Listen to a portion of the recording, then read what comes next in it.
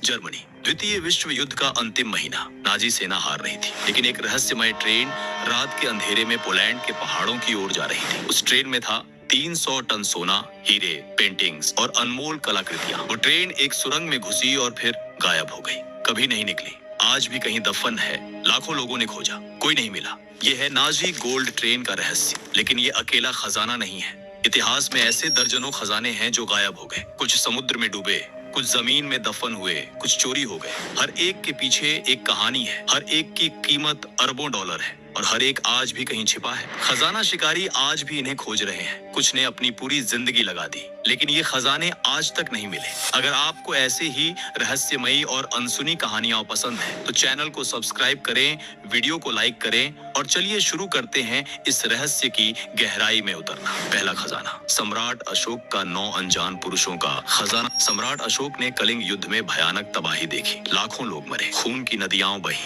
अशोक का हृदय परिवर्तन हो गया। उन्होंने बौद्ध धर्म अपना लिया, लेकिन उनके पास एक समस्या थी। युद्ध के दौरान जो ज्ञान और तकनीक विकसित हुई थी वो बहुत खतरनाक थी। अगर ये ज्ञान गलत हाथों में पड़ जाए तो मानवता खत्म हो सकती थी। इसलिए अशोक ने एक गुप्त समिति बनाई। 9 अनजान पुरुष, हर एक को एक खास विषय का संपूर्ण ज्ञान दिया गया। प्रचार तकनीक, मनोविज्ञान, सूक्ष्म जीव विज्ञान, धातु विज्ञान, संचार। हर व्यक्ति ने एक गुप्त पुस्तक लिखी। ये पुस्तकें इतनी शक्तिशाली थीं कि दुनिया को बदल सकती थी या नष्ट कर सकती थी। कहानी कहती है कि ये 9 लोग पीढ़ी दर पीढ़ी अपना ज्ञान गुप्त रूप से हस्तांतरित करते रहे। आज भी वो या उनके उत्तराधिकारी कहीं मौजूद है। उन 9 पुस्तकों में वो ज्ञान है जो आधुनिक विज्ञान से सदियों आगे है। कुछ इतिहासकार इसे सिर्फ किंवदंती मानते हैं, लेकिन कुछ का मानना है कि ये सच है। अगर ये पुस्तकें सच में मौजूद हैं तो कहाँ हैं? कुछ कहते हैं भारत के किसी गुप्त मंदिर में, कुछ कहते हैं हिमालय की गुफाओं में, कुछ मानते हैं कि वो अभी भी किसी गुप्त समाज के पास सुरक्षित है।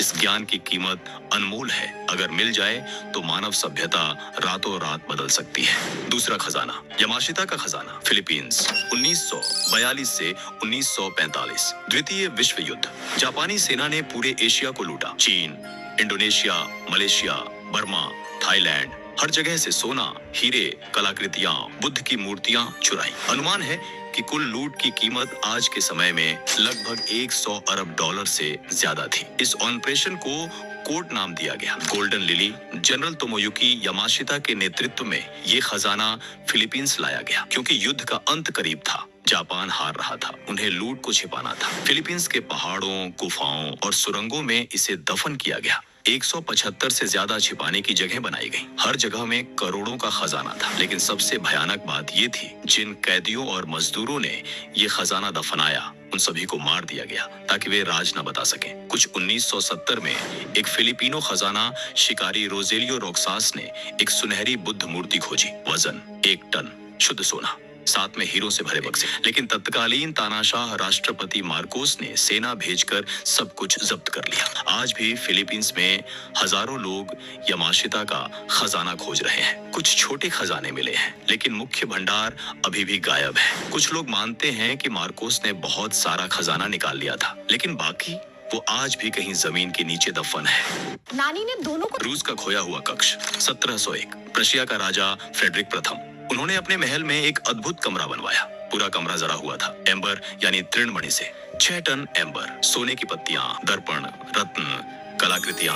रोशनी में ये कमरा ऐसे चमकता था जैसे आग जल रही हो। इसे दुनिया का 8वां अजूबा कहा जाता था। निर्माण में 10 साल लगे। आज की कीमत लगभग 500 मिलियन डॉलर। 1716 में इसे उपहार में रूस के जार पीटर को दिया गया। रूस में इसे कैथरीन पैलेस में लगाया गया। 200 साल तक ये कमरा रूसी शाही परिवार का गौरव रहा।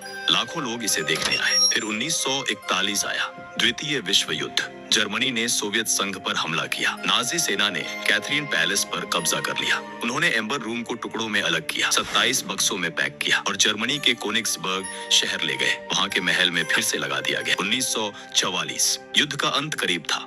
मित्र राष्ट्रों की बमबारी शुरू हुई। कोनिग्सबर्ग महल में आग लग गई। कुछ कहते हैं एम्बर रूम आग में जल गया, लेकिन कुछ का मानना है कि नाजी अधिकारियों ने इसे पहले ही कहीं और छिपा दिया था। युद्ध के बाद सोवियत खुफिया एजेंसी ने 50 साल तक खोजा, कुछ नहीं मिला।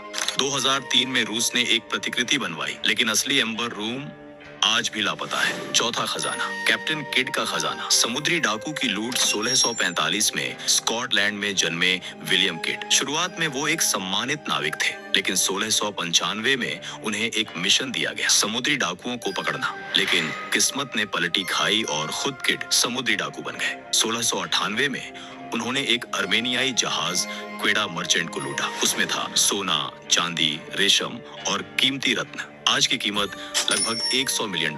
लेकिन अब किड मुसीबत में थे। अंग्रेज सरकार उनके पीछे थी। उन्हें पता था कि पकड़े जाएंगे, इसलिए उन्होंने तय किया, खजाना छिपा दो। कहा जाता है कि उन्होंने अपनी लूट अमेरिका के पूर्वी तट पर कहीं 1699 में किड को गिरफ्तार कर लिया गया। उन्हें लंदन ले जाया गया। मुकदमा चला। उन्होंने खजाने की जानकारी देने की पेशकश की, बदले में माफी के लिए, लेकिन सरकार ने इनकार कर दिया। 1701 में उन्हें फांसी दे दी गई। उनके साथ खजाने का राज भी चला गया। लेकिन किड ने अपनी पत्नी को एक नक्शा दिया था, या शायद एक कोडित संदेश। सदियों से लोग उस संदेश को समझने की कोशिश कर रहे हैं। आज भी गायब है। हर साल लोग मेटल डिटेक्टरों के साथ तटों पर खोजते हैं। कुछ पुराने सिक्के मिलते हैं, लेकिन वो बड़ा खजाना जो किड ने छिपाया था, वो आज भी किसी द्वीप पर दफन है। पांचवा खजाना, Oak Island money pit, Canada का शापित खजाना। 1795, नोवा स्कोटिया, कनाडा।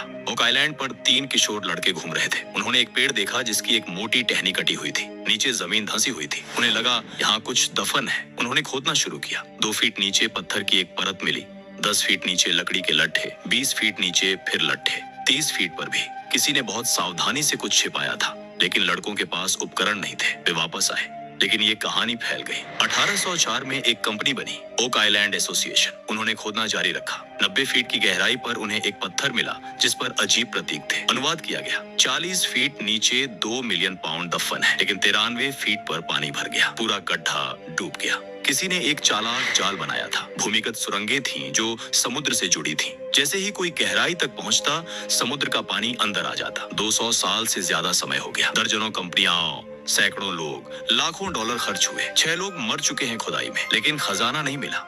हाँ, कुछ अजीब चीजें मिली हैं। पुराना चर्मपत्र, मध्यकालीन सिक्के, लकड़ी के टुकड़े जो 1500 साल पुराने हैं। छठा खजाना, फॉरेस्ट फेन का खजाना, अमेरिका का आधुनिक रहस्य। ये कहानी पुरानी नहीं है, 2010 की है। फॉरेस्ट फेन नाम के एक करोड़पति कला व्यापारी ने एक अजीब घोषणा की। उन्होंने कहा, मैंने रॉकी पर्वत में कहीं एक खजाने का बक्सा छिपा दिया है। उसमें सोने के सिक्के, रत्न, प्राचीन कलाकृतियां हैं। कुल कीमत लगभग $2 मिलियन।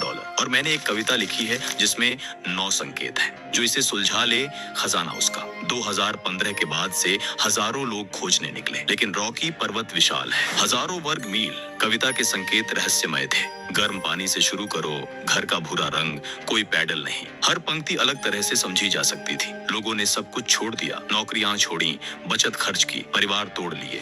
5 लोग खोज में मर गए, खतरनाक इलाकों में चले गए, नदियों में डूबे, पहाड़ों से गिरे। फॉरेस्ट फेन पर दबाव बढ़ा कि वो खोज बंद करवाए, लेकिन उन्होंने इनकार कर दिया। फिर जून 2020 में फेन ने घोषणा की, खजाना मिल गया है, किसी ने खोज लिया। लेकिन उन्होंने खोजने वाले का नाम नहीं बताया, न ही सही स्थान। बस इतना कहा, वायोमिंग में था। कविता सही थी, किसी ने संकेतों को सुलझा लिया। सितंबर 2020 में फेन का निधन हो गया। उनके साथ कुछ राज चले गए। बहुत से लोग मानते हैं कि ये सब धोखा था, खजाना कभी था ही नहीं। या शायद फेन ने किसी दोस्त या परिवार के सदस्य को दे दिया, क्योंकि कोई सबूत नहीं मिला। अंतो बक्सा दिखाया गया, न ही खोजने वाले ने कभी सामने आकर बताया। बस एक बयान था, मिल गया। आज भी लोग विवाद करते हैं, क्या सच में मिला या ये सब एक बड़ा मजाक था। 7वां खजाना, पद्मनाभ स्वामी मंदिर का तहखाना भी, भारत केरल का तिरुवनंतपुरम। पद्मनाभ स्वामी मंदिर दुनिया के सबसे अमीर मंदिरों में से एक। सदियों से त्रावणकोर के राजाओं ने यहाँ दान दिया। सोना, हीरे, रत्न, प्राचीन आभूषण। 2011 में सुप्रीम कोर्ट के आदेश पर मंदिर के तहखाने खोले गए। तहखाना A खोला गया, अंदर $22 अरब का खजाना, सोने के सिक्के, हीरों के हार, प्राचीन मुकुट। तहखाना C, D, E, F सभी खोले गए, हर एक में अकूत संपत्ति। लेकिन एक तहखाना नहीं खोला गया, तहखाना B। इसके दरवाजे पर 2 विशाल नागों की आकृति बनी है। कोई ताला नहीं, कोई सांकल नहीं। किसी ने कहा यह नाग बंधन है, एक तांत्रिक मंत्र से सील किया गया है। इसे सिर्फ एक खास मंत्र से ही खोला जा सकता है, जो अब खो गया है। मंदिर के पुजारियों और ज्योतिषियों ने चेतावनी दी, अगर गलत तरीके से खोला गया तो भयानक परिणाम होंगे, श्राप, आपदा, तबाही। कुछ इतिहासकार मानते हैं कि 1930 के दशक में राजा ने इसे खोलने की कोशिश की थी, अंदर से सांपों की भयानक आवाजें आईं। राजा घबरा गए और दरवाजा फिर बंद कर दिया। अंदर क्या है? कुछ कहते हैं सोने के भंडार जो तहखाना ए से भी ज्यादा है। कुछ मानते हैं प्राचीन पांडुलिपियां और रहस्यमय कलाकृतियां। कुछ कहते हैं अकल्पनीय खतरे। आठवां खजाना। अटलांटिस का खोया हुआ शहर। लगभग 2400 साल पहले यूनानी दार्शनिक प्लेटो ने एक रहस्यमय सभ्यता के बारे में लिखा। अटलांटिस एक विशाल द्वीप, एक महाशक्तिशाली साम्राज्य, उन्नत तकनीक, सोने और चांदी से भरे महल, समुद्र से लगा एक स्वर्ग। प्लेटो के अनुसार अटलांटिस के लोग बेहद बुद्धिमान और शक्तिशाली थे। उनके पास उन्नत इंजीनियरिंग थी, विशाल बंदरगाह, नहरों की प्रणाली, भव्य मंदिर। लेकिन धीरे धीरे वे घमंडी हो गए। देवताओं ने उन्हें सबक सिखाने का फैसला किया। एक रात में भयानक भूकंप और सुनामी आई। पूरा द्वीप समुद्र में डूब गया। एक दिन में पूरी सभ्यता खत्म हो गई। प्लेटो ने लिखा कि ये घटना 9000 साल पहले हुई थी। लेकिन क्या अटलांटिस सच में था या सिर्फ एक दार्शनिक कहानी? हजारों साल से लोग इसे खोज रहे हैं, हर महाद्वीप में, हर समुद्र में। कुछ कहते हैं अटलांटिस यूनान के सेंटोरिनी द्वीप पर था। 1600 ईसा पूर्व में वहाँ एक विशाल ज्वालामुखी विस्फोट हुआ था जिसने मिनोअन सभ्यता को नष्ट कर दिया। कुछ मानते हैं ये स्पेन के तट पर था। कुछ कहते हैं बहामास में, कुछ का दावा है अंटार्कटिका में। 2011 में एक पुरातत्वविद ने दावा किया कि उसे स्पेन के दक्षिणी तट के पास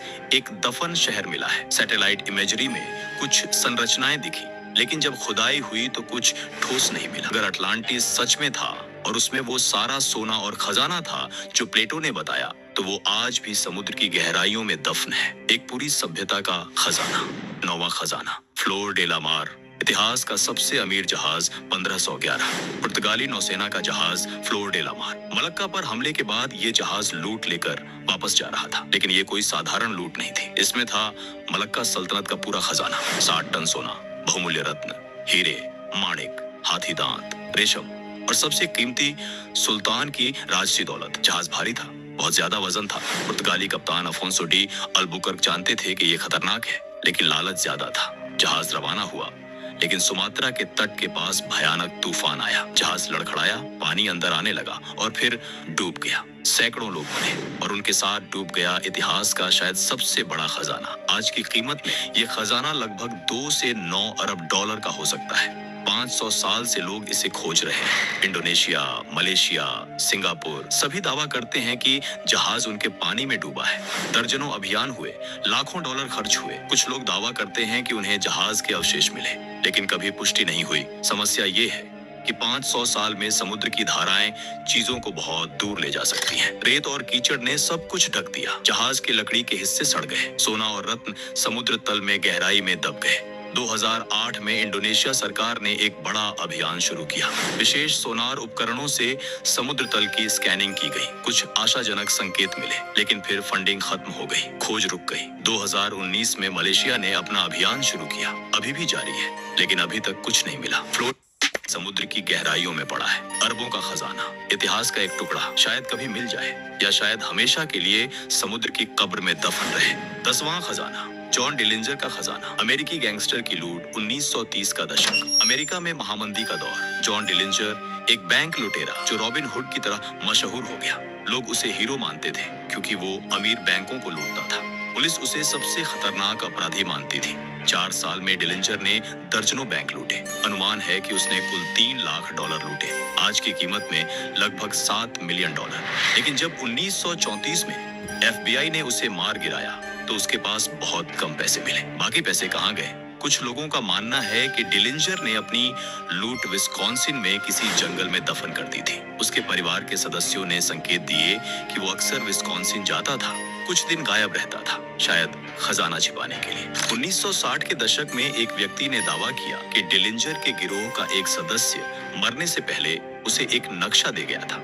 उस नक्शे में विस्कॉन्सिन के एक जंगल में एक जगह का निशान था। उस व्यक्ति ने खुदाई की, कुछ पुराने बक्से मिले, लेकिन वो खाली थे। या तो किसी और ने पहले खजाना निकाल लिया था या नक्शा गलत था। 2009 में हिस्ट्री चैनल ने एक शो बनाया, ब्रैड मेल्टेजर्स डिकोडेड। उन्होंने डिलिंजर के खजाने की खोज की। पुराने दस्तावेजों, पत्रों और गवाहों के बयानों से एक सिद्धांत बनाया कि खजाना शायद इंडियाना में है, लेकिन कुछ मिला नहीं। सच्चाई शायद ये है कि डिलिंजर ने अपना ज्यादातर पैसा खर्च कर दिया। महंगी कारें, महंगे होटल, रिश्वत, हथियार, जो बचा वो शायद उसके साथियों ने बांट लिया। लेकिन अभी भी कुछ लोग मानते हैं कि कहीं ना कहीं कुछ लूट दफन है, किसी पेड़ के नीचे, किसी गुफा में, किसी पुराने खलिहान में, इंतजार कर रहा है कि कोई उसे खोज ले। तो ये थे दुनिया के 10 रहस्यमय खजाने